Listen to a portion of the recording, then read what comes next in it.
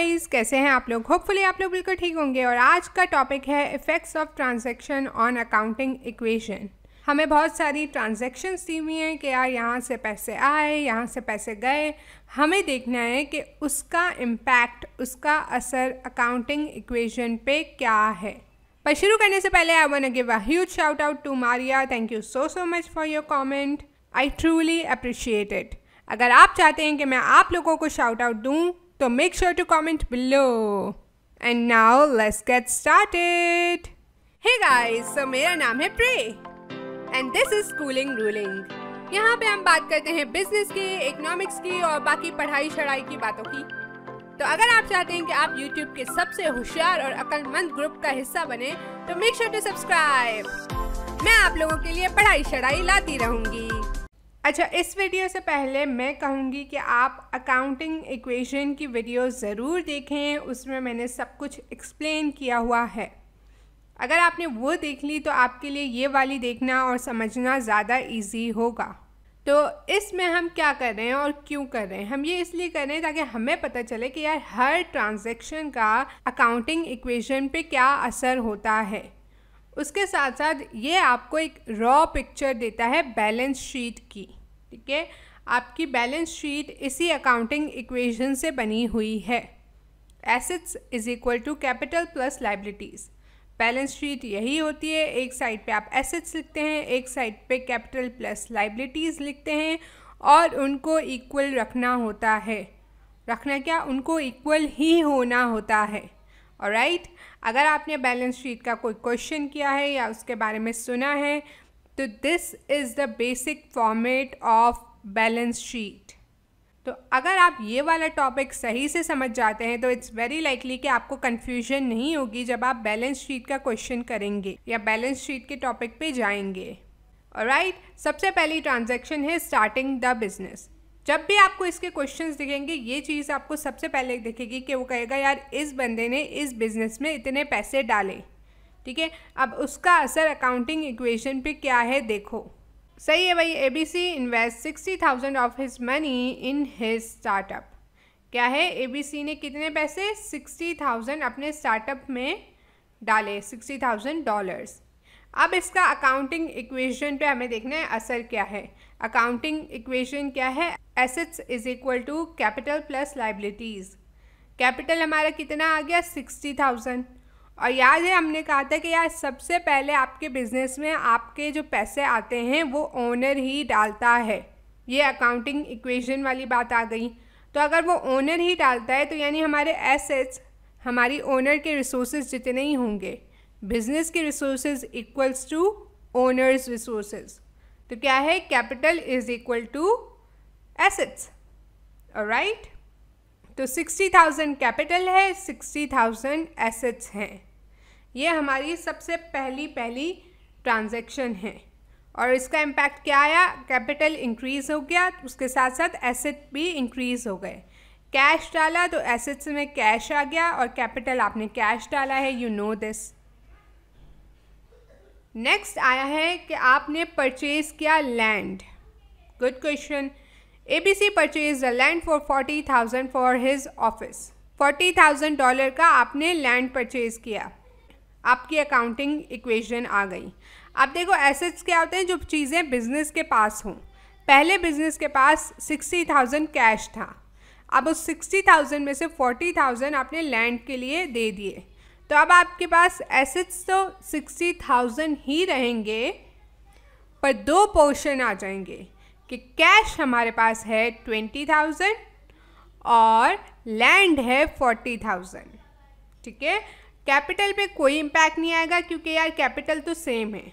ठीक है, 60,000 ही है। ये देखिए, ये मैंने थोड़ा टेबल पे रख दिया है। अब देखो, assets is equal to cash 20,000, land 40,000, total 60,000 और कैपिटल में हमारे पास 60,000 जो ABC ने डाले थे पैसे वही हैं। नेक्स्ट पे आ जाते हैं जो है परचेज ऑफ ऑफिस सप्लाईज। अब क्या है, आप ऑफिस सप्लाईज खरीद रहे हैं और अब नीचे वाली लाइन पढ़ो, ABC purchases stationery and office supplies on account for $500। अब ऑन अकाउंट क्या है, अकाउंटिंग की टर्म्स में जब भी कोई चीज़ आप लोन पे ख़रीदते हो या देते हो या किसी को भी लोन पे कोई चीज़ दे रहे हो, वो अक्सर औकात ऑन अकाउंट लिखी होगी। इट्स अ प्रॉमिस कि यार मैं आपको पैसे बाद में दे दूँगा, ठीक है।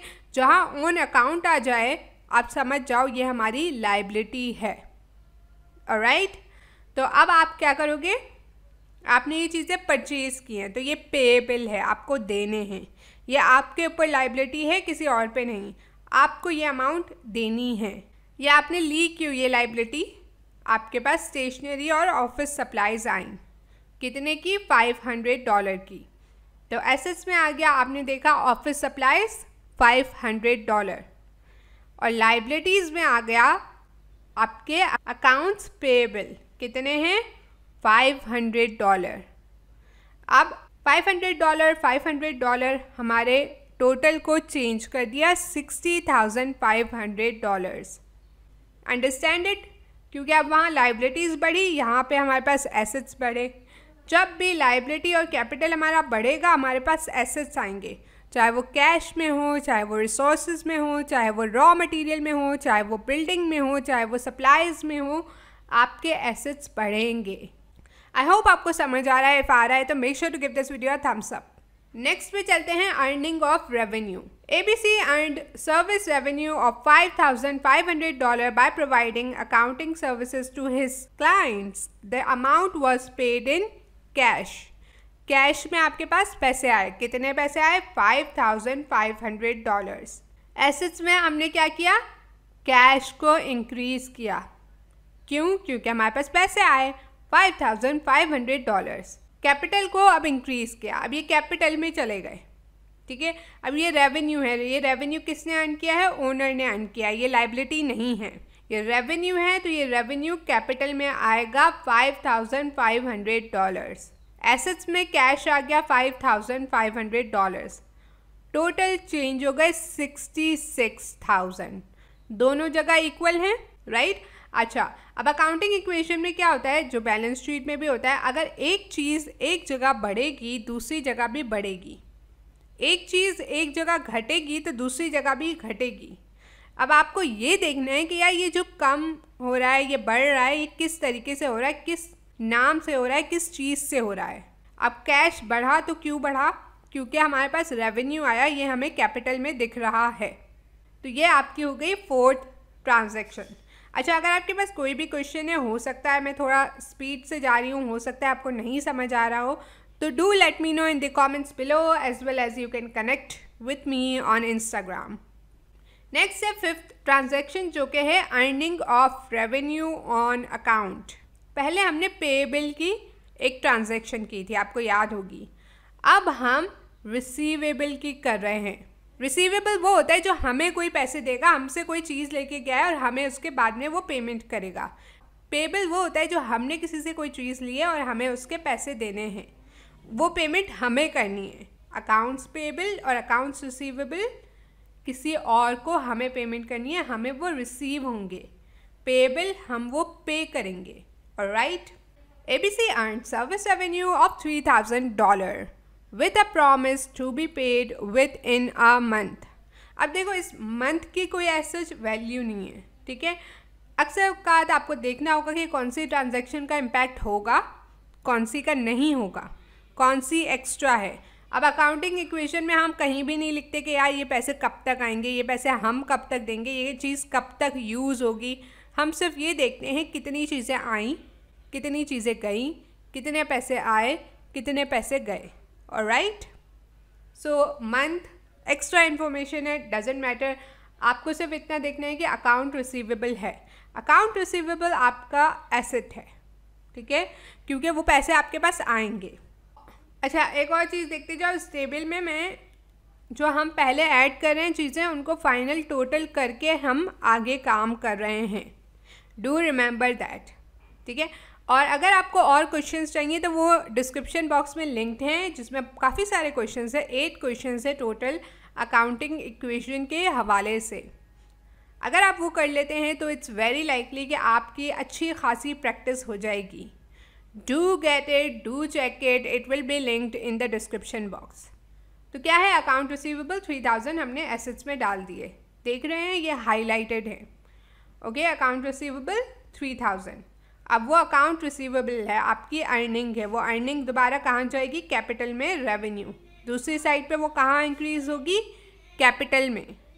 अब ये दोनों टोटल उन्होंने हमारा चेंज कर दिया और वो टोटल क्या हुआ, 69,000। Alright, next is payment of expenses, आपके खर्चे जो होते हैं उसकी payment. During the month ABC paid 2000 cash expenses. अब उसने बता दिया कि ये अकाउंट पेबल नहीं है, उसने कैश एक्सपेंसेस दिए, उसने पैसे इसके दे दिए हैं। Office rent 1000, salaries 600 and total utilities 400। अच्छा, अब यहाँ पे स्लाइड में एक्चुअली जगह नहीं थी तो मैंने एक ही जगह एक्सपेंसेस लिख लिए हैं, पर सही तरीका ये है कि आप उनको अलग अलग करके लिखें। Office rent 1000, salaries 600, total utilities 400। अभी ऑब्वियसली आप इसको कहीं यूज़ नहीं करते, पर वैसे अगर आप यूज़ करते, लेट्स से अगर आपको इससे और स्टेटमेंट बनानी है, बैलेंस शीट बनानी है, या आप एक्चुअल अकाउंटिंग कर रहे हो, तो ये लिखा हुआ होना ज़रूरी है ताकि आपको पता चले कि यार एक्सपेंसेस हुए तो कहाँ हुए। वरना तो लेट्स से यहाँ $50,000-60,000 एक्सपेंसेस लिखा हो, यू डोंट इवन नो कि किस चीज़ पे हुए, तो you have to write it. Cash 25,500, उसमें से हमने कैश में 2,000 एक्सपेंसेस दिए। अब ये देख रहे हो ये ब्रैकेट में है, जहाँ पे अकाउंटिंग में कोई भी चीज़ ब्रैकेट में होगी इसका मतलब है ये इस चीज़ से माइनस हो रही है। ऑलराइट, कैश 25,500 माइनस हो रहा है एक्सपेंसेस से 2,000। ऑलराइट, और कैपिटल में भी ये माइनस हो रहा है क्योंकि आपके पैसे कहाँ से जाते हैं, एक्सपेंसेस, लॉस वगैरह। हमने देखा था कि अकाउंटिंग इक्वेशन में कि ये सारी चीज़ें हमारा ओनर पे करता है। लाइबिलिटीज़ तो पेएबल होती हैं, कुछ भी हो जाए आपको वो पे करनी होती हैं। वो ये नहीं कहेगा हाँ यार तुम्हें नुकसान हुआ है, एक काम करो मैं तुम्हें उधार माफ़ कर लेता हूँ। कोई बहुत ही अच्छा बंदा होगा जो ऐसा करेगा। तो आपका जितना भी लॉस हो, एक्सपेंसेस हो, वो ओनर की जेब से जाते हैं। तो एसेट्स कैश माइनस हो गए, कैपिटल माइनस हो गए 2,000, इक्वल आ गया बैलेंस 67,000। ऑलराइट, नेक्स्ट वन आ जाते हैं पेमेंट ऑन अकाउंट। हमने पहले अकाउंट्स पेएबल किए थे, अब हम उसकी पेमेंट कर रहे हैं। In transaction 3 ABC bought office supplies on account and now he paid $400 for that transaction. Payment दिए, कैश में दिए, ठीक है। अब क्या होगा, लाइबिलिटीज से वो माइनस होंगे, $500 माइनस $400। और कहाँ से, ये कैश अमाउंट है, कैश अमाउंट है तो एसेट्स में जो हमारे कैश हैं वहाँ से भी $400 माइनस होंगे। ऑलराइट, ये अकाउंट पेएबल $400 माइनस हो गए। अब टोटल से भी आप इनको माइनस करोगे। ऑलराइट, सो हमारे पास आ गए 66,600 टोटल। ऑलराइट, देख सकते हो दोनों जगह इक्वल है, सब कुछ प्लेन है, सिंपल है, कोई ऐसे कॉम्प्लिकेटेड चीज़ नहीं है। लेकिन जब आप ये चीज़ आराम से कंप्लीट कर लेते हो तो आपके लिए इजी हो जाता है जब आप बैलेंस शीट बनाते हो। Trust me, once you understand this, आपके लिए बैलेंस शीट काफ़ी हद तक इजी हो जाएगी। आपको समझ आ जाएगा कि यार कौन सी चीज़ कहाँ जाएगी और कहाँ नहीं जाएगी। Next is personal transaction. ABC remodeled his house for $5,000 from his personal funds. उसने अपने पैसों से, अपनी जेब से $5,000 दिए। अच्छा, अब अपनी जेब से, बिजनेस की जेब से नहीं, कैपिटल से नहीं, उसने पैसे दिए और अपना घर रिमॉडल कराया। क्या इसका कोई भी इम्पैक्ट, कोई भी नुकसान, कोई भी इफ़ेक्ट बिजनेस पे आया? नहीं। क्या उसने बिजनेस के पैसों से उसकी पेमेंट की? नो। तो कोई भी आपका इम्पैक्ट इस चीज़ का अकाउंटिंग पे नहीं आएगा, फर्म पे नहीं आएगा। वो उसके अपने पैसे थे, उसने अपने घर पे यूज़ किए। Alright, next is collection on account. पहले हमने पेएबल पे पे किया था, अब रिसीवेबल पे आ गया है। अब रिसीवेबल पे कैपिटल और लाइबिलिटीज़ पे कोई इम्पैक्ट नहीं आएगा क्योंकि आपको कैश मिला है और रिसीवेबल कम हो गए हैं। दोनों चीज़ें एसेट्स की हैं। तो हेयर इज़ इट, कैश 23,100, उसमें ऐड कर लो अकाउंट रिसीवेबल 1000, ठीक है। नीचे देखो अकाउंट रिसीवेबल 3000, उसमें से माइनस कर दो 1000, तो क्या हुआ, हमारा टोटल वही रहा, बस एसेट्स में हमने कैश को इंक्रीज किया और अकाउंट रिसीवेबल को डिक्रीज किया। Next is sale of land, land की सेल करना। एबीसी ने अपना एक हिस्सा लैंड का, ज़मीन का $22,000 में सेल किया। इसका इम्पैक्ट कहाँ आएगा, पैसे आए हमारे पास, तो इसका इम्पैक्ट भी सिर्फ एसेट्स पर आएगा, ठीक है। कैश मनी रिसीव्ड हुए $22,000, लैंड हमारे पास कितना था 40,000। अब हमारे पास क्या 40,000 लैंड है, नो, हमने वो बेच दिया। फॉर हाउ मच, $22,000, तो हमारे पास अब 18,000 का ही लैंड बचा है। तो दिस इज़ योर, अगेन सिर्फ एसेट्स में चेंज आया, ऑलराइट। कोई इनफ्लो नहीं है, कोई आउटफ्लो नहीं है, बस एक जगह से लैंड गया, उसकी जगह कैश आ गया। Next is withdrawing of cash. अच्छा, अब देखो वो बिजनेस से पैसे लेगा। जब विदड्रॉ आता है कहीं पे भी, तो आपको समझ आना चाहिए कि यार ये बिजनेस से पैसे लिए गए हैं। ABC withdrew $2,100 from business for personal use. क्या है, $2,100 उसने बिजनेस से लिए, क्यों, पर्सनल यूज़ के लिए। अब यहाँ पे एसेट्स और कैपिटल दोनों में चेंज आएगा, और यूजुअली जब विदड्रू, विड्रॉल इस तरह के अमाउंट को लिखा जाता है तो आप लिखते हो ड्रॉइंग्स, निकाले गए पैसे। 2100 कैपिटल में से माइनस होगा और एसेट्स में से, कैश में से माइनस होगा। लेट्स से अगर वो लैंड लेता, विड्रॉ करता, तो आप लैंड में लिखते ड्रॉइंग्स। ऑफिस सप्लाईज लेता तो आप उसमें लिखते, ठीक है। जहाँ से भी, जिस भी जगह से वो चीज़ निकालता अपने लिए, अपने पर्सनल यूज़ के लिए, तो आप वहाँ पे लिख देते कि ये इतनी हमारे कैपिटल में से भी गई और एसेट्स में से भी वो चीज़ चली गई। सो कैश लिए थे 2100, कैश माइनस किए, कैपिटल में से भी ड्राइंग्स माइनस कर दी, तो हमारे पास कितने पैसे आए, 64,500 हमारा टोटल अमाउंट आ गया। And that's it for this video. I really hope कि आपको समझ आया। बहुत डिटेल में मैंने कोशिश की है समझाने की। डू रिमेंबर, और क्वेश्चंस हैं और एक्सरसाइजेस हैं जो लिंक हैं डिस्क्रिप्शन बॉक्स में, डू गेट इट। काफ़ी सारे क्वेश्चंस हैं और आंसर्स भी हैं उनके, तो you will get a pretty good idea कि एग्जैक्टली व्हाट इज़ हैपनिंग।